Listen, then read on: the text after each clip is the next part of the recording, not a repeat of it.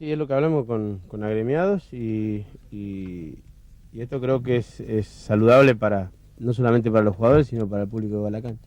Si no tuvieran una respuesta satisfactoria de la AFA, No sé, esto lo vamos a decidir mañana con la reunión de capitanes que tenemos en agremiados.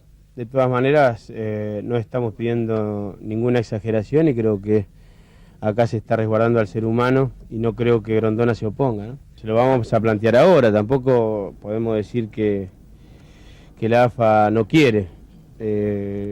Yo creo que esto es para el bien de los seres humanos. Acá no se está pidiendo una exageración, se está pidiendo un resguardo para el público, para los jugadores y creo que no se puede oponer nadie, ¿no? Yo supongo que además la AFA no creo que diga que no. No, yo confío en Julio y que vamos a llegar a un acuerdo total porque creo que también la AFA piensa en los espectadores que van a la cancha cada domingo, ¿no?